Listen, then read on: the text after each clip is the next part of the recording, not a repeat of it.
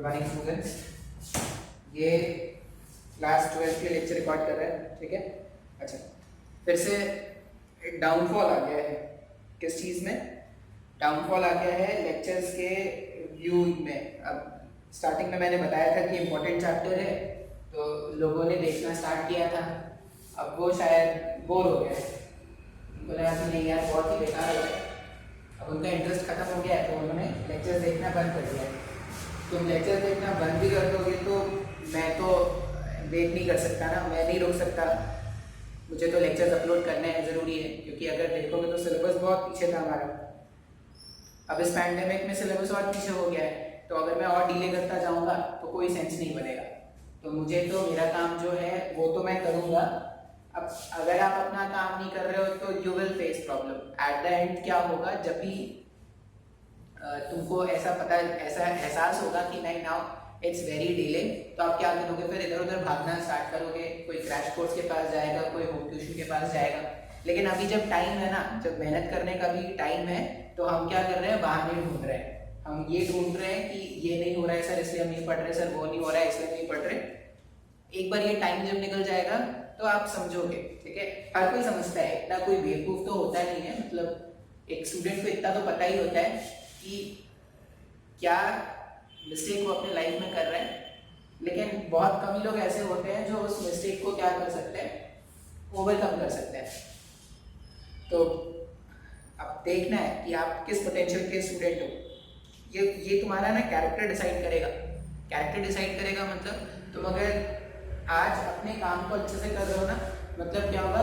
तुम खुद को बिल्डअप कर रहे हो फ्यूचर्स के लिए, कि फ्यूचर में भी आपको अगर कुछ काम असाइन किया जाएगा तो शायद आप कर पाओगे उस काम को। शायद आप क्या कर पाओगे, आपकी वो जो नेग्लिजेंस है वो उतनी नहीं आएगी, तो जो भी काम मिलेगा आपको वो कंप्लीट कर लो। अभी अगर लेक्चर नहीं देख रहे हो तो फिर सॉरी, मतलब मैं कुछ नहीं कर सकता। देखो, इससे पहले वाले लेक्चर्स में मैंने तुमको क्या बता दिया था? मैंने कुछ इलेक्ट्रिक फील्ड कैलकुलेट हमने किया था। कुछ सिस्टम ऑफ चार्जेस थे जिसके लिए हमने इलेक्ट्रिक फील्ड का वैल्यू फाइंड आउट किया था। अब इलेक्ट्रिक फील्ड का वैल्यू जो हमने फाइंड आउट किया था, तो सबसे पहले तो अगर मैं देखूं तो सबसे पहले मैंने क्या किया था? चार्ज रॉड के लिए फाइंड किया था। मैं आपको बोलूंगा, देखो डेरिवेशन, बहुत लोगों ने मुझसे पूछा कि सर डेरिवेशन इंपॉर्टेंट है क्या? देखो, तुम अगर मेडिकल के स्टूडेंट हो ना, या फॉर मेंस, अगर आप मेंस के लिए भी एग्जाम के लिए प्रिपरेशन करते हो तो डेरिवेशंस के लिए आपकी कोई जरूरत नहीं है। आप डेरिवेशंस नहीं भी याद रखते हो तो एक टाइम को काम चल सकता है। लेकिन अगर आप you are aiming for advance, then आपको डेरिवेशंस भी जानने पड़ेंगे। और डेरिवेशंस इतनी कोई अलग नहीं है, ये बिल्कुल वैसे ही डेरिवेशंस हैं जो हमने कभी पहले सेंटर ऑफ मास में या मोमेंट ऑफ इनर्शिया में किया था। बेसिक कंसेप्ट है, फोर्स का एक ही फॉर्मूला है, Q1Q2/r²। वहां से इलेक्ट्रिक फील्ड का फॉर्मूला निकाला था KQ/r²। उसी को बार बार यूज करके हमने क्या किया था? अलग अलग सिस्टम के लिए फील्ड का वैल्यू कैलकुलेट किया था। अगर तुमको लग रहा है कि डेरिवेशन सर बहुत ज्यादा कॉम्प्लिकेट हो रहा है, इतना ज्यादा डेरिवेशंस नहीं याद रख पाएंगे, फिर भी आपको एंड रिजल्ट्स तो याद रखना ही। एंड रिजल्ट्स आप बहुत ज्यादा इंपॉर्टेंट है, मतलब आप एंड रिजल्ट्स को जरूर याद रखना। बात समझ में आया है क्या? ठीक है। अच्छा, अब कुछ सिस्टम ऑफ चार्जेस थे, उसके लिए मैंने फील्ड का कैलकुलेशन कराया है। कुछ ऐसे भी सिस्टम ऑफ चार्जेस हो सकते हैं जिनके लिए फील्ड का कैलकुलेशन मैंने नहीं कराया है। ये कुछ स्टैंडर्ड रिजल्ट्स हैं जो हर बुक में आपको मिलते हैं, इसलिए मैंने करा दिया है। लेकिन इसके अलावा भी कुछ सिस्टम हो सकते हैं। ऐसा नहीं सोचना है अपने को कि सर आपने जितना कराया उतना ही आएगा क्या? नहीं, इसके अलावा भी कुछ सिस्टम ऑफ चार्जेस हो सकते हैं जिसके लिए आपको फील्ड कैलकुलेट करने को बोला जा सकता है। अब कोर्स ऑफ टाइम, देखो मेडिकल वाले स्टूडेंट्स के लिए अगर मैं बात करूं तो जितना मैंने करा दिया है वो सफिशिएंट है, उससे बाहर नहीं आएगा। लेकिन अगर आप एडवांस के पॉइंट ऑफ व्यू से सोचोगे ना, तो चार्ज डिस्ट्रीब्यूशन कुछ भी हो सकता है। आपको अपने बेसिक फिजिक्स और बेसिक मैथमेटिक्स के नॉलेज को यूज करके क्या करना होता है? गिवन पॉइंट पर फील्ड का वैल्यू कैलकुलेट करना होता है। अच्छा, आज क्या करेंगे सर? आज स्टार्ट करेंगे इलेक्ट्रिक फील्ड लाइन्स। आज अपने को स्टार्ट करना है इलेक्ट्रिक फील्ड लाइंस। अब ये इलेक्ट्रिक फील्ड लाइंस क्या है? अब इलेक्ट्रिक फील्ड लाइंस क्या है? तो अभी से पहले तक हमने किसी भी चार्ज अरेंजमेंट के कारण जो फील्ड है, किसी भी चार्ज अरेंजमेंट के कारण जो फील्ड है, उसका एक मैथमेटिकल फॉर्मूला देखा था। जैसे अगर एक पॉइंट चार्ज है Q, इससे r सेपरेशन पर फील्ड का वैल्यू कितना आया था, KQ/r², ठीक है। तो हमने अभी तक क्या किया था, इलेक्ट्रिक फील्ड कैलकुलेट करने का एक मैथमेटिकल अप्रोच देखा था। अब क्या करेंगे, इलेक्ट्रिक फील्ड के लिए एक डायग्राम बनाने का पैटर्न सीखेंगे, मतलब एक डायग्राम बनाना सीखेंगे फॉर इलेक्ट्रिक फील्ड। और वो जो इलेक्ट्रिक फील्ड का रिप्रेजेंटेशन होगा यूजिंग डायग्राम या यूजिंग एरोस, ठीक है। जनरली हम क्या करेंगे, एरोस बनाएंगे, लाइंस बनाएंगे, कर्व्स बनाएंगे। तो जो पिक्टोरियल रिप्रेजेंटेशन इसको बोलते हैं, मतलब अब हम क्या करने वाले हैं, इस इलेक्ट्रिक फील्ड लाइंस में pictorial representation of electric field सीखने वाले हैं। तो यहाँ पर हम क्या बोल रहे हैं, ये इलेक्ट्रिक फील्ड लाइंस क्या है, तो ये जो है ये पिक्टोरियल पिक्चर वाइज रिप्रेजेंटेशन है, pictorial representation, pictorial representation of electric field, ठीक है। Pictorial representation of electric field, इसका मतलब है कि हम इलेक्ट्रिक फील्ड को पिक्चर वाइज रिप्रेजेंट करेंगे। अच्छा, अब ये इलेक्ट्रिक फील्ड को पिक्चर वाइज रिप्रेजेंट करने की क्या जरूरत है, क्यों इसकी जरूरत आ रही है सर? तो हम क्या करते हैं, मान लो एक पॉजिटिव चार्ज ऐसे रखा हुआ है, प्लस क्यू का एक टेस्ट चार्ज, ये सोर्स चार्ज ऐसे रखा हुआ है। अब इसके आसपास एक फील्ड बनता है क्या, या इसने क्या किया है, ये जो चार्ज गिवन होता है वो अपना एक एरिया ऑफ इन्फ्लुएंस क्रिएट करता है। तो ये जो कैपिटल Q का चार्ज है, इस कैपिटल Q के चार्ज ने अपना एक एरिया ऑफ इन्फ्लुएंस क्रिएट किया होगा। अब मुझे वो एरिया ऑफ इन्फ्लुएंस को रिप्रेजेंट करना सीखना है। क्यों सर, ऐसा क्यों सीख रहे हैं? मान लो मैंने बोल दिया कि एक कैपिटल Q का चार्ज है, ठीक है, और बस डायग्राम में मतलब बुक में ऐसा ही है प्लस Q, और बोल देते कि इसके चारों तरफ क्या है, फील्ड है, कोई रिप्रेजेंटेशन नहीं होता, तो थोड़ा अजीब सा लगता है। जैसे बुक में लिखा है प्लस Q चार्ज और वो खाली का स्पेस छोड़ देते हैं, वो कुछ नहीं बताते वहां पे, तो थोड़ा अजीब सा लगता है ना। तो इसी को हम क्या करेंगे, थोड़ा फेमिलियर बनाने के लिए एरोस का हेल्प लेंगे या डायग्राम्स का हेल्प लेंगे। तो हम क्या करेंगे, फील्ड लाइंस फॉर्म करना स्टार्ट करेंगे। अब ये फील्ड लाइंस क्या करते हैं, तो फील्ड लाइंस जो होते हैं वो किसी भी पॉइंट पर इलेक्ट्रिक फील्ड का स्ट्रेंथ और डायरेक्शन रिप्रेजेंट करते हैं। हम जो फील्ड लाइंस बनाएंगे ना, वो क्या करेंगे, किसी भी पॉइंट पर नेट इलेक्ट्रिक फील्ड का जो स्ट्रेंथ होगा और नेट इलेक्ट्रिक फील्ड का जो डायरेक्शन होगा उसको रिप्रेजेंट करेगा। बात समझ में आ रहा है क्या? तो हमें क्या करना है, इलेक्ट्रिक फील्ड लाइंस बनाना सीखना है। अब कोई अगर डेफिनेशन पूछे कि भाई इलेक्ट्रिक फील्ड लाइंस क्या थे, तो इलेक्ट्रिक फील्ड को रिप्रेजेंट करने के लिए जो लाइंस को यूज करेंगे उसी को हम क्या बोलेंगे, इलेक्ट्रिक फील्ड लाइंस। बात समझ में आ रहा है? अब ये जो इलेक्ट्रिक फील्ड लाइंस है ना, इसको लाइंस ऑफ फोर्सेस भी बोलते हैं। इसको क्या कहते हैं,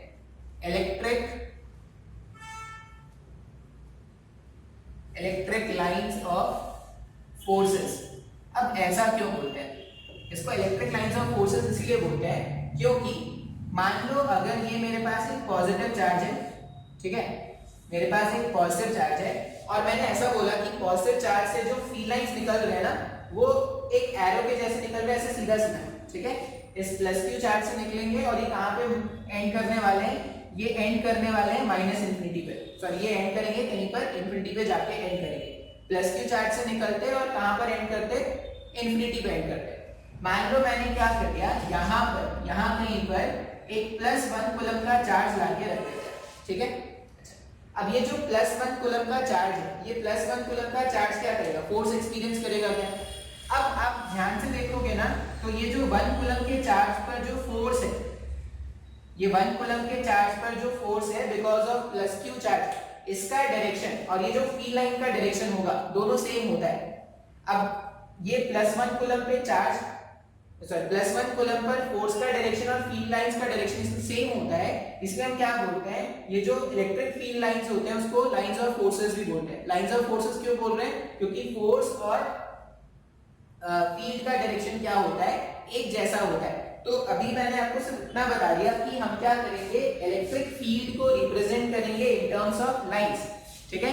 अच्छा, वो लाइंस कैसे बनाना है, तो लाइंस बनाने के लिए एक स्पेसिफिक तरीका होता है। लाइंस इस तरह से, जो इलेक्ट्रिक फील्ड लाइंस बनाते हैं ना, वो हमेशा इस बात को ध्यान में रख के बनाते हैं कि किसी भी पॉइंट पर जो लाइन होगा, उस लाइन पर आप क्या कर सकते हो, मैग्नीट्यूड और डायरेक्शन ऑफ फील्ड कैलकुलेट कर सकते हो। अब कैसे कैलकुलेट कर पाएंगे, इसके लिए हम क्या करते हैं, इसकी प्रॉपर्टीज देखते हैं। बात समझ में आ रहा है? इलेक्ट्रिक फील्ड लाइंस क्या है? इलेक्ट्रिक फील्ड को रिप्रेजेंट करने के लिए कुछ इमेजिनरी, अब ये जो लाइंस है वो एक्चुअल में नहीं होते, मतलब ऐसा नहीं सोचना कि एक्चुअल में प्लस क्यू चार्ज है और प्लस क्यू चार्ज से भगवान की तरह ऐसे ऐसे रेज निकल रहे हैं, नहीं। प्लस क्यू चार्ज अगर रखा है तो तुम जब देखोगे तो वहां पे रेज तुमको निकलते हुए नहीं दिखेंगे। जैसे जब तुम एक मैग्नेट लाके रखते हो तो तुमको उसके मैग्नेटिक फील्ड लाइंस दिखते हैं क्या? नहीं, वो एक इमेजिनरी कंसेप्ट है जो हम अपने कन्वीनियंट के हिसाब से ड्रॉ करते हैं। क्लियर है ना? जैसे अगर तुम्हारे पास एक बार मैग्नेट है, बार मैग्नेट को लाके तुमने रख दिया तो तुमको उसके फील्ड लाइंस दिखने स्टार्ट हो जाते हैं क्या? ये लाइंस निकल रहे हैं, वो लाइंस निकल रहे हैं, ऐसे लाइंस घूम के जा रहे हैं, नहीं, ऐसा अपने को नहीं दिखता। ठीक है, उसी तरह जब एक चार्ज को लाके रखोगे ना तो उसके जो फील्ड लाइंस होंगे वो एक इमेजिनरी कंसेप्ट है, वो एक्चुअल में एग्जिस्ट नहीं करता, वो बस अंडरस्टैंडिंग के पॉइंट ऑफ व्यू से हम क्या करेंगे, फील्ड लाइंस को कंस्ट्रक्ट करेंगे। बात समझ में आ रहा है क्या? फील्ड लाइंस क्या है ये मैंने बता दिया। नेक्स्ट में अपन क्या देखेंगे, प्रॉपर्टीज ऑफ फील्ड लाइंस, वो ज्यादा इंपॉर्टेंट है, उसमें से क्वेश्चंस भी आते हैं। तो नेक्स्ट में अपन स्टार्ट करते हैं प्रॉपर्टीज ऑफ फील्ड लाइंस। देखो ये ज्यादा इंपॉर्टेंट है, properties of electric field lines. ये है क्या? ये इमेजिनरी कंसेप्ट है जो अपने कन्वीनियंस के लिए हमने क्या किया है, बनाया है। अच्छा, सबसे पहला प्रॉपर्टी क्या होता है, field field lines originates from positive charge or infinity. Field lines originate from positive charge or infinity and merges at negative charge और infinity। ठीक है, सबसे पहला पॉइंट अपने को क्या याद रखना है कि फील्ड लाइंस जो होंगे वो ओरिजिनेट कहां से करेंगे, फील्ड लाइंस पॉजिटिव चार्जेस से ओरिजिनेट करेंगे या इंफिनिटी से ओरिजिनेट करेंगे, और ये मर्ज कहां पे करेंगे, अगर उसको कोई नेगेटिव चार्ज मिल गया तो नेगेटिव चार्ज पे मर्ज कर जाएगा, अगर कोई नेगेटिव चार्ज नहीं है पास में तो वो कहां पर मर्ज करता है, इंफिनिटी में मर्ज करता है। जैसे अगर मैं बोलूं कि मान लो मेरे पास क्या है, एक पॉजिटिव चार्ज ऐसा है, ठीक है, एक प्लस क्यू का चार्ज है और मुझे क्या करना है, इसके कारण फील्ड लाइंस बनाना है। अब फील्ड लाइंस में क्या करेंगे, फील्ड लाइंस जब बनाना स्टार्ट करेंगे तो मैंने बोला कि फील्ड लाइंस जो होंगे वो ओरिजिनेट करने चाहिए ना पॉजिटिव चार्जेस से। अब सिर्फ जो मेरे पास सिस्टम है उसमें सिर्फ एक पॉजिटिव चार्ज है, इसके अलावा और कोई चार्ज नहीं। अगर सिर्फ एक पॉजिटिव चार्ज है मतलब फील्ड लाइंस यहां से ओरिजिनेट करेंगे, ये बात तो कंफर्म है, फील्ड लाइंस यहां से ओरिजिनेट करेंगे, ये बात तो कंफर्म है। मर्ज कहां पर करेंगे, तो वो कहीं इंफिनिटी में जाके क्या करेंगे, मर्ज करेंगे। क्यों सर, ऐसा क्यों? क्योंकि आसपास में कोई और दूसरा चार्ज नहीं रखा है। ठीक है, मैं धीरे धीरे सारे डायग्राम आपको सिखा दूंगा। अब ये जो पॉजिटिव चार्ज है, अब बोलोगे सर ये जो पॉजिटिव चार्ज है उसमें से कितने फील्ड लाइंस निकलेंगे या किस डायरेक्शन में फील्ड लाइंस निकलेंगे, तो उसके लिए क्या है, इस पॉजिटिव चार्ज से हर डायरेक्शन में फील्ड लाइंस निकल सकते हैं। ये जो पॉजिटिव चार्ज है ना उसमें से क्या करेंगे, हर डायरेक्शन में फील्ड लाइंस दिखाएंगे। ठीक है, इधर भी दिखा दिया, इधर भी दिखा दिया, इधर भी दिखा दिया, इधर भी दिखा दिया। अब बोलोगे सर मैं अगर 4 फील्ड लाइंस दिखाऊं तब सही है, मैं अगर 10 दिखाऊं तब भी सही है, मैं अगर 1000 दिखाऊं तब भी सही है क्या? तो सारे डायग्राम सही है। अगर मैंने बोला कि मेरे पास एक प्लस क्यू का चार्ज है और इस तरह से मैंने क्या कर दिया, इसका डायग्राम बना दिया। ठीक है, तो मैंने अभी नंबर ऑफ फील्ड लाइंस कितने निकाले इस चार्ज से, प्लस क्यू था तो फील्ड लाइंस ओरिजिनेट कर रहा था पॉजिटिव चार्ज से और मर्ज कहां पर करता है, इंफिनिटी पे मर्ज करता है, मैंने ऐसा बना दिया। अच्छा, अब अगर ये प्लस क्यू चार्ज है तो मैंने इस तरह से फील्ड लाइंस बना दिया। अब मान लो मुझे मेरे पास एक दूसरा सिस्टम होता जिसका चार्ज का मैग्नीट्यूड होता प्लस क्यू, मेरे पास एक दूसरा सिस्टम है जिसका चार्ज का मैग्नीट्यूड क्या है, प्लस क्यू। तो बस आपको याद क्या रखना है कि अगर Q चार्ज के कारण आपने 1 2 3 4 5 6 7 8 Q चार्ज के कारण अगर आपने 8 इलेक्ट्रिक फील्ड लाइंस बनाए थे तो आपको 2Q के कारण क्या करना पड़ेगा, 2Q के कारण जस्ट डबल फील्ड लाइंस बनाने पड़ेंगे इस तरह से। ये 8 तो हो गया हमारे पास। ठीक है, अब सिंस वहां पर चार्ज का मैग्नीट्यूड Q था तो मैंने 8 बनाया है, अगर मैंने यहाँ पर 4 बनाया होता ना तो यहाँ पे मुझे 8 बनाना होता, अगर मैं यहाँ पर 2 बनाता तो मुझे यहाँ पर 4 बनाना होता। बात समझ में आ रहा है? तो हम क्या कर रहे हैं, अगर ये Q था और ये 2Q हो गया तो 2Q के कारण क्या हो जाएगा, 1 2 3 4 5 6 7 8। मैंने इस तरह से क्या कर दिया, की लाइंस बना दिया। बात समझ में आ रहा है क्या? की लाइंस का पैटर्न पॉजिटिव चार्जेस के लिए कैसे बनाएंगे, तो तुम कोई भी रैंडम एक सिलेक्शन कर लो, तुम बोल लो कि सर मुझे मैं 4 की लाइंस बनाऊंगा, Q चार्ज अगर गिवन है तो उसकी मैं सर 4 ही बनाऊंगा, तो तुम 4 बना दो। अगर तुम्हारे पास तुमको 2Q का बोला जाए बनाने को, तो इसमें अगर 4 नंबर ऑफ की लाइंस बाहर निकलता हुआ दिखा रहे थे तो वहां पर क्या करेंगे, वहां पर 8 दिखा देंगे, ठीक है। अच्छा, जैसे चार्ज का मैग्नीट्यूड बढ़ा होगा वैसे ही क्या कर देंगे, नंबर ऑफ की लाइंस को भी इंक्रीज कर देंगे। यहाँ पर 4 तो यहाँ पर 4 into 2 8 कर देना। मान लो अगर मैंने बोला कि इसका मैग्नीट्यूड Q था और इसका मैग्नीट्यूड Q/2 होता, तो अगर मैंने इसमें 8 नंबर ऑफ की लाइंस दिखाया था तो Q/2 में मुझे क्या करना होता, 8 डिवाइडेड बाई 2, तो 4 की लाइंस वहां पे दिखाना होता। ये बात समझ में आ रहा है क्या? अगर पॉजिटिव चार्ज है तो सिर्फ पॉजिटिव चार्ज है और कोई चार्ज नहीं था मेरे पास सिस्टम में, सिर्फ पॉजिटिव चार्ज है, तो मैंने क्या किया, की लाइंस बनाया और ये की लाइंस को कहां पर मर्ज करा दिया, की लाइंस को मर्ज करा दिया इंफिनिटी पे। सर ऐसा क्यों करा है, इंफिनिटी क्यों मर्ज करा रहे हैं? इंफिनिटी पे मर्ज इसीलिए करा रहे हैं क्योंकि सिस्टम में और कोई चार्ज नहीं है। अब ये थोड़ा स्पीड पॉज कर देता हूं, मुझे व्हाइट बोर्ड बंद करना पड़ेगा, बड़ा मुश्किल काम है यार ये, ठीक है। मान लो उसी तरह हमारे पास नेगेटिव चार्जेस अगर होते, मान लो यहाँ पर मेरे पास एक -Q का चार्ज है, मुझे फी लाइंस बनाना है।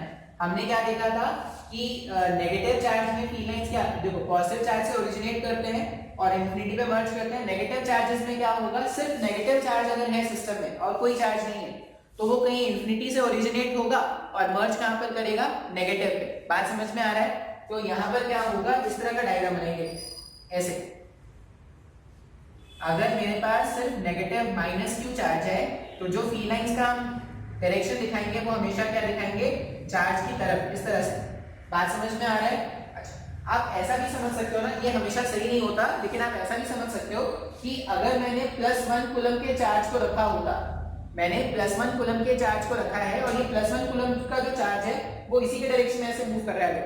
मान लो यहाँ पे रखा, अब ये +1 कूलम का चार्ज जो है वो फोर्स ऑफ अट्रैक्शन एक्सपीरियंस करेगा, तो because of this force of attraction ये ऐसा मूव करना स्टार्ट करेगा ना।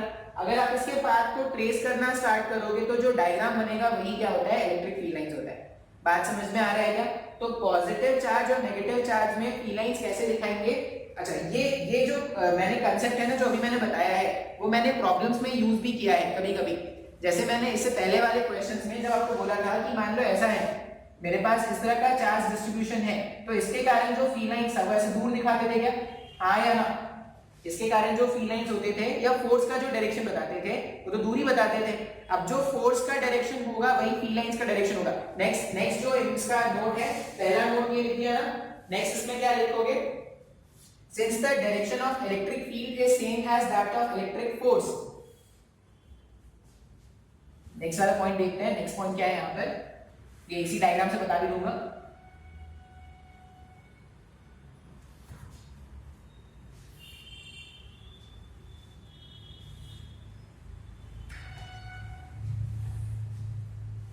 देखो एक चीज तो मुझे पता है ना कि लेक्चर शायद उस लेवल पे इंटरेस्टिंग नहीं है जैसा तुम सोचते थे, या जैसा क्लासरूम में हम फील करते थे वैसा इंटरेस्टिंग नहीं है, मुझे पता है, लेकिन आपको कॉम्प्रोमाइज करना पड़ेगा।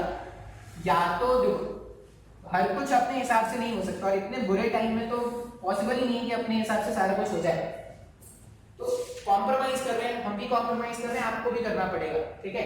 एनी हाउ कुछ भी करो ना, आपको पढ़ना पड़ेगा। मैंने आपको बताया है, जब भी आपको लग रहा है आप लेक्चर को 15 मिनट 10-10 मिनट के इंटरवल में देखो ना, 10 मिनट देख लो, फिर गैप कर लो, फिर 10 मिनट देख लो, फिर गैप कर लो, फिर 10 मिनट, लेकिन नोट जरूर बनाओ।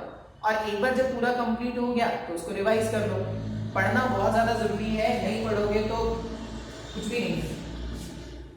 ये -Q हो गया। अच्छा, अब electric field lines, electric field lines are also known as lines of forces are also known as lines of forces as the direction of electric field as the direction of electric field is same as the direction of force. ठीक है, अब ये कैसे लिख पा रहे हैं, हमने ये पढ़ा था फोर्स जो होता है या इलेक्ट्रिक फील्ड को हमने डिफाइन कैसे किया था, force per unit test charge, इस तरह से डिफाइन किया था क्या। तो अगर मैं फोर्स लिखूंगा तो फोर्स का वैल्यू क्या होता है, q times of E vector. अब इस इक्वेशन से साफ साफ पता चलता है कि जो इलेक्ट्रिक फील्ड का डायरेक्शन होगा, जो इलेक्ट्रिक फील्ड का डायरेक्शन होता है वही फोर्स का डायरेक्शन होता है क्या। ठीक है, अगर पॉजिटिव चार्ज है तो, अगर पॉजिटिव चार्ज है तो, अगर नेगेटिव चार्ज हो जाएगा तो ये माइनस को जस्ट ऑपोजिट बना देगा। तो हम क्या कर रहे हैं, फील्ड के डायरेक्शन से फोर्स का डायरेक्शन अगर फाइंड आउट कर पाते हैं, इसलिए हम क्या करते हैं ना, ये जो इलेक्ट्रिक फील्ड लाइंस है इसको लाइंस ऑफ फोर्सेस भी बोल रहे हैं। क्यों बोल रहे हो, क्योंकि अगर मैंने यहाँ पर +1 कूलम का चार्ज लाके रखा होगा तो ये +1 कूलम का जो चार्ज है वो जिस डायरेक्शन में इलेक्ट्रिक फील्ड है उसी डायरेक्शन में फोर्स एक्सपीरियंस करेगा क्या। जैसे मैंने इससे पहले वाले लेक्चर्स में तुमको क्वेश्चन कराया था, क्वेश्चन मान लो कैसा था, मैं बोल रहा हूँ कि मेरे पास इस तरह का एक चार्ज डिस्ट्रीब्यूशन है और यहाँ पर एक -q चार्ज रखा है और इस -q चार्ज पे मुझे क्या करना है, इस चार्ज डिस्ट्रीब्यूशन के कारण फोर्स कैलकुलेट करना है। तो अगर एक मेरे पास इस तरह से इनफिनाइट चार्ज रॉड होता है, उसके कारण जो फील्ड का डायरेक्शन दिखाते थे, फील्ड का डायरेक्शन ऐसा दिखाएंगे क्या, पॉजिटिव चार्ज से फील्ड लाइंस बाहर निकलते हैं, तो फील्ड लाइंस बाहर है मतलब फील्ड का डायरेक्शन क्या है, बाहर है। तो इस तरह से मैंने क्या कर दिया, इलेक्ट्रिक फील्ड का डायरेक्शन बना दिया। अब because of this electric field इस -q चार्ज पर फोर्स कैलकुलेट कर सकते हैं ना, कैसे लिखेंगे, तो फोर्स हो जाएगा -q times of electric field vector. अब ये जो जब भी आप वेक्टर फॉर्मेट में लिखते हो तो चार्जेस को प्लस माइनस के साथ लिख रहे हैं क्या, और जब भी उसको सिर्फ मैग्नीट्यूड के फॉर्म में लिखते हैं तो यहाँ पर सिर्फ q लिख देंगे। लेकिन अगर ये वेक्टर फॉर्मेट में, जैसे ये वेक्टर फॉर्मेट में है तो चार्जेस को उसके नेचर के साथ रखना था। तो इसको अगर आप सॉल्व करोगे तो बिकॉज ऑफ दिस माइनस जो इलेक्ट्रिक फील्ड का डायरेक्शन है उसके जस्ट ऑपोजिट में फोर्स का डायरेक्शन हो जाता है।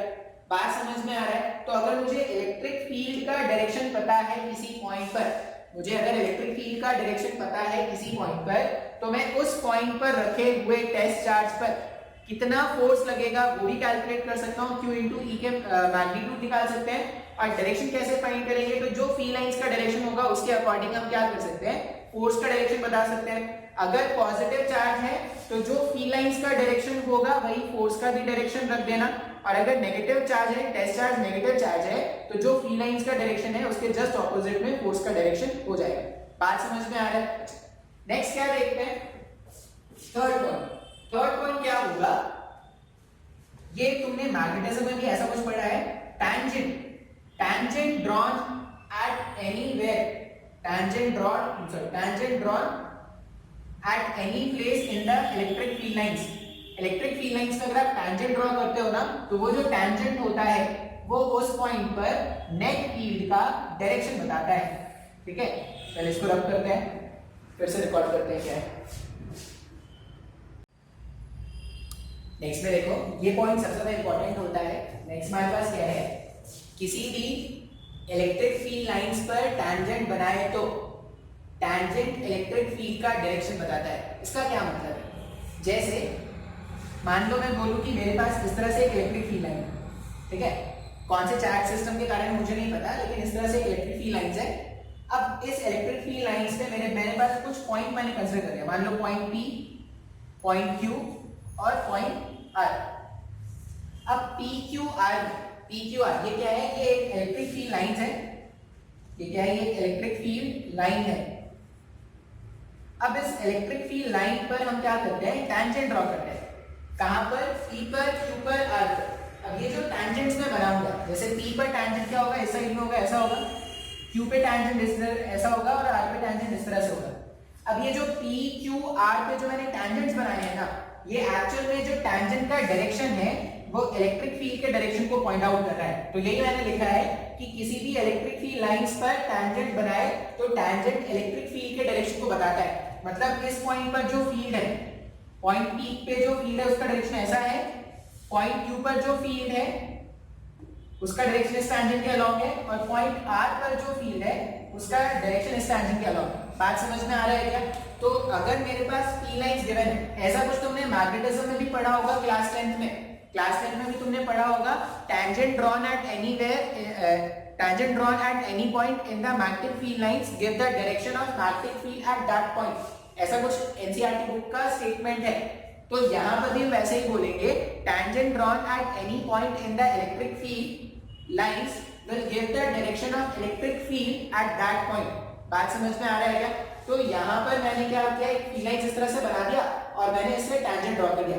नेक्स्ट पॉइंट मैंने क्या लिखा है कि अगर सिस्टम ऑफ चार्जेस है तो टैंजेंट ड्रॉन, ये जो टैंजेंट ड्रॉन है, टैंजेंट सिस्टम ऑफ चार्जेस है तो टैंजेंट फील्ड, अच्छा tangent to the field, tangent to the field lines क्या लिखा है, अगर सिस्टम ऑफ चार्जेस है तो टैंजेंट फील्ड का डायरेक्शन बताता है, टैंजेंट नेट फील्ड का डायरेक्शन बताता है। जैसे इसका क्या मतलब है, मान लो मैंने बोला कि मेरे पास एक सिस्टम ऑफ चार्ज है, एक प्लस क्यू चार्ज ऐसा है और एक माइनस क्यू चार्ज ऐसा है, दोनों पास पास रखे। अब अगर एक प्लस क्यू चार्ज और माइनस क्यू चार्ज रखा है तो इसके लिए ना फील्ड लाइंस पहले तो बनाना सीखते हैं कि फील्ड लाइंस कैसे बनेंगे, ठीक है, कोशिश करते हैं फील्ड लाइंस बनाने का। फील्ड लाइंस बन जाएंगे अगर, तो ये पॉइंट्स भी समझ में आ जाएगा अपने को।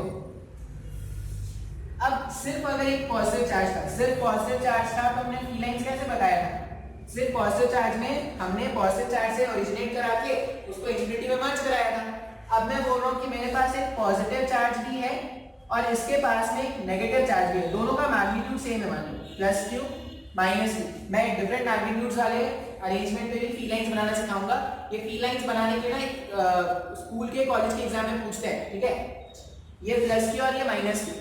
अब अगर मैं फील्ड लाइंस बनाना स्टार्ट करूँ ना, तो हमने क्या बताया था कि पॉजिटिव चार्जेस से फील्ड लाइंस ओरिजिनेट करते हैं और ये मर्ज कहां पर करेंगे, मर्ज करेंगे नेगेटिव चार्ज पर। तो ये फील्ड लाइंस कुछ ऐसे दिखाएंगे इस तरह से, पॉजिटिव चार्ज से ओरिजिनेट कराना है और मर्ज कहां पे कराना है, नेगेटिव चार्ज पर।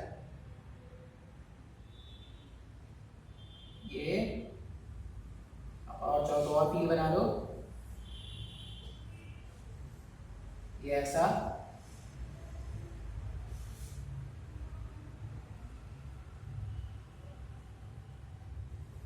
इस डायरेक्शन में एक लाइन से बना रहा हूं।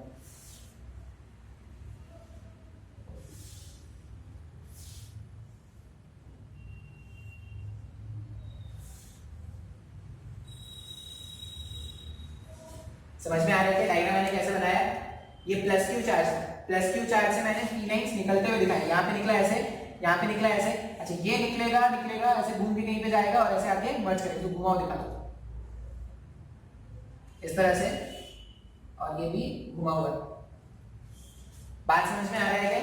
तो जो भी फील्ड लाइंस है वो पॉजिटिव चार्जेस से निकलने हैं और मर्ज कहां पर करने हैं, मर्ज करने हैं नेगेटिव चार्ज पर। अब आपको ये बात का ध्यान रखना है कि अगर दोनों के चार्जेस एक जैसे हैं, मतलब ये भी प्लस क्यू है, ये भी प्लस क्यू मैग्नीट्यूड का है, तो जितने फील्ड लाइंस इसमें से निकले होंगे ना, उतने इसमें मर्ज करते हुए आपको दिखाना है। बात समझ में आ रहा है क्या? अब मान लो मैं बोल रहा हूं कि मेरे पास ये पॉइंट है, यहाँ पर एक पॉइंट है, पॉइंट P। अब पॉइंट P में ये फील्ड लाइंस मैंने कुछ इस तरह से बनाया ना।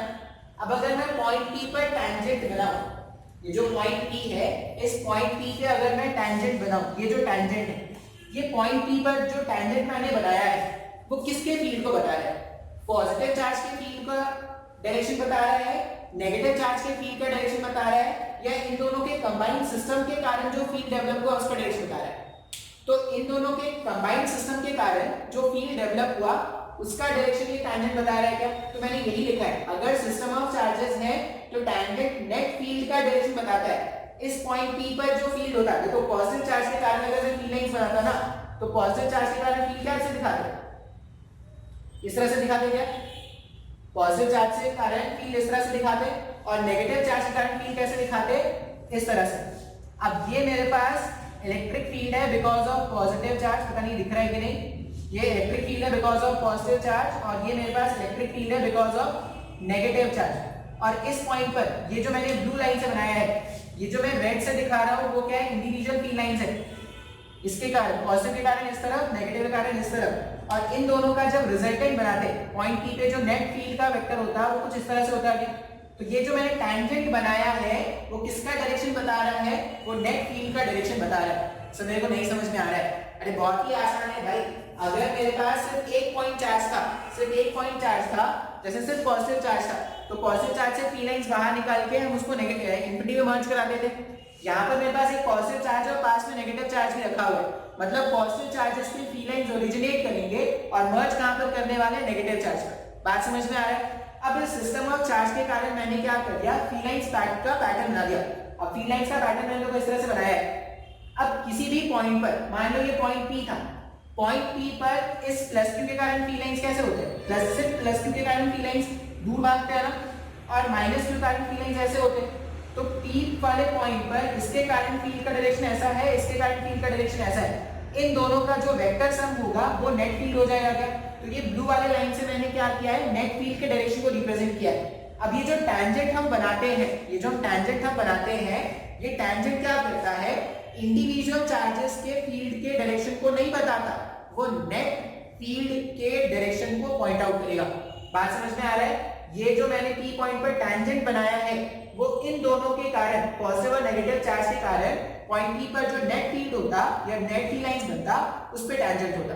मतलब वो क्या कर रहा है, टैंजेंट जो हमेशा मैं बनाऊंगा वो ई नेट के डायरेक्शन को बताएगा, इंडिविजुअल चार्जेस के इलेक्ट्रिक फील्ड के डायरेक्शन को नहीं बताएगा। आई होप ये समझ में आया होगा। बात समझ में आ रहा है क्या। अगर मेरे पास सिर्फ पॉजिटिव चार्ज है, सिर्फ एक चार्ज था तो उसके कारण फील्ड थे, लेकिन अगर मेरे पास सिस्टम ऑफ चार्जेस है तो सारे इंडिविजुअल चार्जेस के कारण फील्ड लाइंस फील्ड जनरेट होगा ना। अब सारे इंडिविजुअल चार्जेस के कारण फील्ड कैलकुलेट कर लेंगे और जो नेट फील्ड उस पॉइंट पर होगा या जो भी नेट फील्ड लाइन उस पॉइंट पर होगा उस पे जो टैंजेंट बनाएंगे वो क्या करता है, नेट फील्ड का डायरेक्शन बता रहा है, वो इंडिपेंडेंट फील्ड्स का डायरेक्शन नहीं बताएगा। तो टैंजेंट हमेशा नेट फील्ड को बता रहा है। बात समझ में आ रहा है क्या। देखो अभी क्या है, कैसा सिस्टम ऑफ चार्ज है, दोनों पॉजिटिव चार्जेस है, दोनों एक जैसे नेचर के चार्ज है और दोनों का मैग्नीट्यूड मैंने क्या रखा है, सेम रखा है। ठीक है। अब फील्ड लाइंस का पैटर्न कैसे बनाना है उसके लिए क्या करते हैं, पॉजिटिव चार्ज से जो फील्ड लाइंस होते हैं वो क्या करते हैं, पॉजिटिव चार्ज से निकल के इंफिनिटी की तरफ भागते हैं। हमने एक इक्विलिब्रियम वाले क्वेश्चन सॉल्व किए थे। इक्विलिब्रियम वाले क्वेश्चन में क्या करते थे, यहाँ पर एक चार्ज रख दो, यहाँ पर एक चार्ज रख दो, तो एग्जैक्टली अगर ये और ये सेम मैग्नीट्यूड का है तो एग्जैक्टली बीच वाला पॉइंट पर या एग्जैक्टली जो मिड पॉइंट होता है वहां पर नेट फील्ड जीरो होता है, क्योंकि जितना फोर्स यहाँ से आएगा उतना फोर्स यहाँ से आएगा तो नेट फील्ड क्या हो जाएगा, जीरो हो जाएगा। तो ये जो डायग्राम मैंने बनाया है इसमें अगर आप देखोगे तो ये प्लस क्यू और ये प्लस क्यू, इन दोनों को ज्वाइन करने वाला जो लाइन है, इन दोनों को ज्वाइन करने वाला लाइन ये हो गया। अब इस लाइन के अलावा कहीं पे भी आप मूव करोगे, इस लाइन के अलावा अगर आप कहीं पर भी मूव करोगे तो जो नेट फील्ड होना चाहिए वो जीरो आना चाहिए। देखो इस वाले पॉइंट पर हमने क्या बताया, जो फील्ड लाइन जो फील्ड है, जैसे यहाँ पर इस पॉजिटिव के कारण जो फील्ड का डायरेक्शन होता है वो ऐसा होता है, इस पॉजिटिव के कारण जो फील्ड का डायरेक्शन होता है वो इस तरह से होता है। तो ये दोनों कैंसिल आउट हो जाते हैं क्या। बात समझ में आ रहा है क्या। तो हमने क्या दिखाया कि जो फील्ड लाइंस है वो यहाँ से यहाँ जाना तो स्टार्ट करेंगे, लेकिन वो क्या हो जाएंगे, फिर बेंड होना स्टार्ट हो जाएंगे। क्यों बेंड होना स्टार्ट हो जाएंगे, क्योंकि ये भी पॉजिटिव चार्ज है, इधर से भी रिपल्शन आ रहा है, इधर से भी रिपल्शन आ रहा है, तो ये जो फील्ड लाइंस है वो इस तरह से कुछ बेंड हो जाएंगे क्या। अब मैंने क्या किया है, फील्ड लाइंस कैसे बनाए हैं उसके लिए क्या करते हैं, एक पॉइंट रैंडमली कोई पॉइंट सेलेक्ट कर लो, पॉइंट पी। अब इसके कारण जो फील्ड लाइंस था वो कुछ ऐसा बनाया था, देखो ये ब्लैक लाइन से मैंने बनाया है, इसके कारण जो फील्ड लाइंस है वो कुछ ऐसा है, ये फील्ड है ब्लैक से जो मैंने बनाया है। ये पहले वाले पॉजिटिव चार्ज के लिए अगर मैं फील्ड का डायरेक्शन दिखाता तो पहले वाले पॉजिटिव चार्ज के लिए फील्ड का डायरेक्शन क्या होगा, E+1 लिख देते हैं पहले वाले को। पहले वाले चार्ज के लिए जो फील्ड का डायरेक्शन दिखाते हैं वो होगा E+1। उसी तरह दूसरे वाले चार्ज के कारण जो फील्ड का डायरेक्शन दिखाते हैं वो E+2 लिख देते हैं। अब पॉइंट P पर अगर आप देखोगे तो एक फील्ड लाइन इस तरफ है या एक फील्ड इस तरफ है और एक फील्ड इस तरफ है। नेट फील्ड क्या हो जाएगा, दोनों का वेक्टर सम हो जाएगा। अब जिस डायरेक्शन पर नेट फील्ड होगा ये मैंने क्या कर दिया, नेट बना दिया। अब ये जो नेट फील्ड बनेगा ना, ये नेट फील्ड ऐसा बनता है सच दैट ये गिवन कर्व के, ये जो गिवन मेरे पास फील्ड लाइंस है उसके क्या हो जाए, टैंजेंट हो जाए।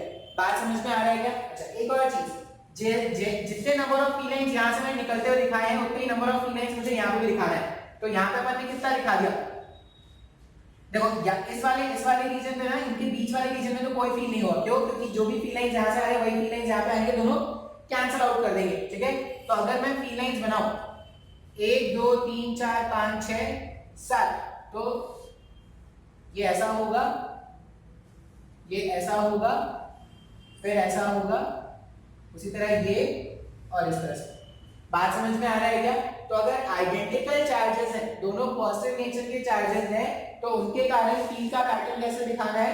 फील्ड लाइंस का पैटर्न या फील्ड लाइंस आप ऐसा ड्रॉ करोगे जिससे क्या हो जाए, टैंजेंट जो उस पॉइंट पर हो, जैसे पॉइंट P पर जो टैंजेंट है वो क्या हो जा रहा है, नेट फील्ड को रिप्रेजेंट कर रहा है। बात समझ में आ रहा है क्या? तो फील्ड लाइंस जब भी हम ड्रॉ करेंगे ना, तो इस बात का ध्यान रखना है अपने को कि जो टैंजेंट बनेगा वो टैंजेंट क्या करेगा, अपने को नेट फील्ड का डायरेक्शन बताएगा। ठीक है, इसको रब करते हैं। ठीक है, ये नेक्स्ट डायग्राम देखो। अभी इससे पहले तक हमने क्या किया था, सेम नेचर के चार्जेस देख लिए, सेम मैग्नीट्यूड के चार्जेस देख लिए, और उनके कारण जो फील्ड लाइंस का पैटर्न था वो हमने देख लिया था। अब क्या है, मेरे पास एक पॉजिटिव चार्ज और एक नेगेटिव चार्ज है, और मैंने ऐसा रखा है कि Q2 का जो मैग्नीट्यूड है वो Q1 से कम है। बात समझ में आ रहा है? और इस तरह के अरेंजमेंट के लिए मुझे क्या करना है, फील्ड लाइंस का पैटर्न बनाना है।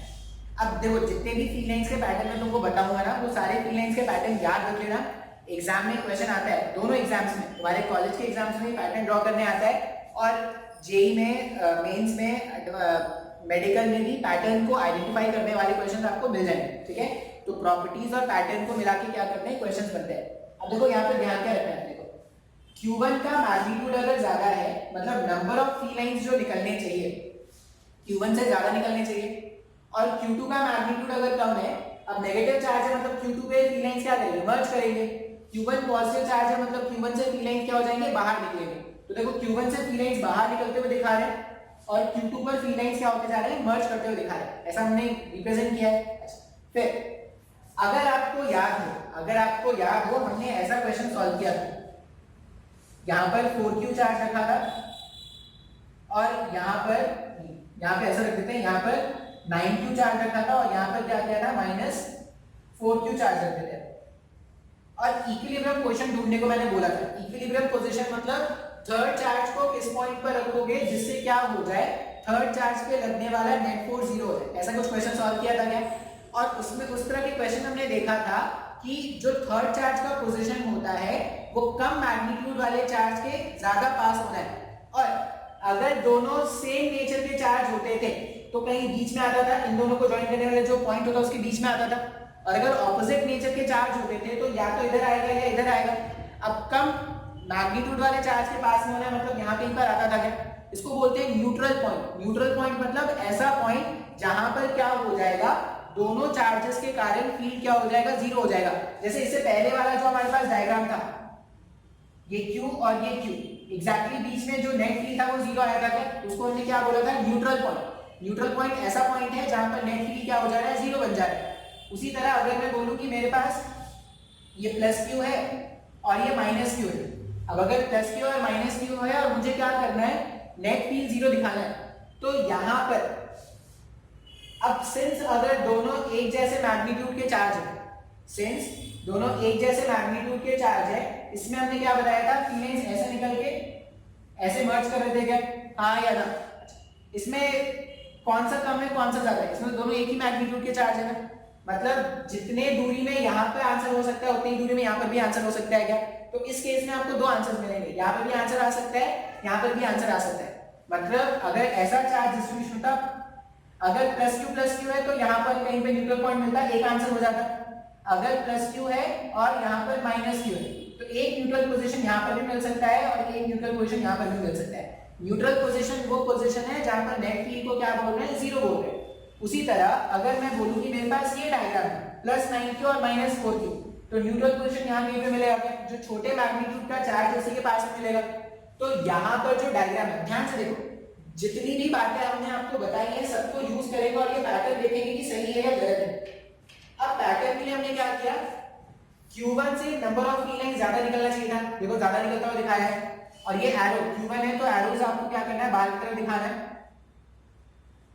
और ये जो Q2 है, Q2 पे हमने क्या किया है, फील्ड लाइंस मर्ज करते हुए दिखाया है। सिंस Q1 का मैग्नीट्यूड ज्यादा था तो ज्यादा नंबर ऑफ फील्ड लाइंस की डेंसिटी यहाँ पर है, यहाँ पर फील्ड लाइंस की डेंसिटी कम है। फिर अगर आप ये पॉइंट देखोगे ना, यहाँ पर देखो, यहाँ पर मैंने फील्ड लाइंस नहीं बनाई, इसका मतलब क्या है, इस वाले रीजन पर मुझे फील्ड क्या मिलने वाला है, जीरो मिलने वाला है।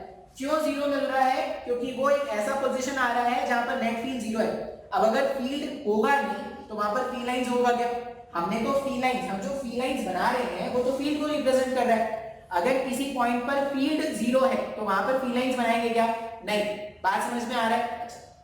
अब मान लो मुझे कहीं पर नेट फील्ड, जहां पर मुझे फील्ड कैलकुलेट करना था, इस वाले पॉइंट पर, ये पॉइंट है P, पॉइंट P पर अगर मुझे फील्ड कैलकुलेट करना है तो पॉजिटिव के कारण कुछ ऐसा होता और ये नेगेटिव वाले के कारण कुछ ऐसा होगा। अब पॉजिटिव के कारण कुछ इस तरह, नेगेटिव के कारण कुछ इस तरह, इन दोनों का जो रिजल्टेंट होता वही नेट फील्ड होता गया। तो जो टैंजेंट बनेगा वो किसका डायरेक्शन बता रहा है, नेट फील्ड का डायरेक्शन बता रहा है। बात समझ में आ रहा है क्या। अच्छा एक और चीज, चलो नेक्स्ट में आएगा बता दूंगा। ये समझ में आया कि मैंने कैसे ड्रॉ किया है। क्या क्या याद रखना है, पॉजिटिव चार्जेस से फील्ड लाइंस बाहर निकलेंगे, पैटर्न ड्रॉ करने के लिए पॉजिटिव चार्जेस से फील्ड लाइंस बाहर दिखाना है, नेगेटिव चार्जेस पे फील्ड लाइंस क्या करना है, मर्ज करता हुआ दिखाना है। अगर सेम मैग्नीट्यूड के चार्ज है तो जितना फील्ड लाइंस पॉजिटिव चार्ज से निकला होगा उतना ही फील्ड लाइंस नेगेटिव चार्ज में मर्ज करा देना। अगर डिफरेंट मैग्नीट्यूड्स के चार्जेस हैं तो जो ज्यादा मैग्नीट्यूड का चार्ज होगा उसमें ज्यादा नंबर ऑफ फील्ड लाइंस दिखाना, कम मैग्नीट्यूड वाले चार्ज में कम फील्ड लाइंस दिखाना। ठीक है, किसी भी पॉइंट पर अगर आप टैंजेंट ड्रॉ कर रहे हो तो वो टैंजेंट तुम्हें क्या कर रहा है, उस पॉइंट पर नेट फील्ड का बता रहा है। वो इंडिपेंडेंट चार्जेस या इंडिविजुअल चार्जेस के कारण जो फील्ड होगा उसका डायरेक्शन नहीं बता रहा। बात समझ में आया है। अब यहाँ पर एक और पॉइंट क्या याद रखना है, न्यूट्रल पोजीशन। जहां पर भी न्यूट्रल पोजीशन हो जाए, न्यूट्रल पोजीशन मतलब नेट फील्ड जीरो हो जाए, जहां पर भी नेट फील्ड जीरो होगा वहां पर फील्ड का अपने को पैटर्न नहीं बनाना है। जैसे हमने जब ये पॉजिटिव चार्जेस लिए थे, ऐसा, ये मैं उस समय बताना भूल गया, ये पॉजिटिव लिया था और ये पॉजिटिव लिया था, तो मैंने क्या किया था, फील्ड लाइंस ऐसे दिखाई दे गया। ये मेरे पास न्यूट्रल पोजीशन है, क्यों, क्योंकि यहाँ पर कोई फील्ड नहीं है। यहाँ पर देखो मैंने फील्ड लाइंस नहीं बनाया, फील्ड लाइंस नहीं है मतलब वहां पर क्या है, इलेक्ट्रिक फील्ड का वैल्यू है, जीरो है।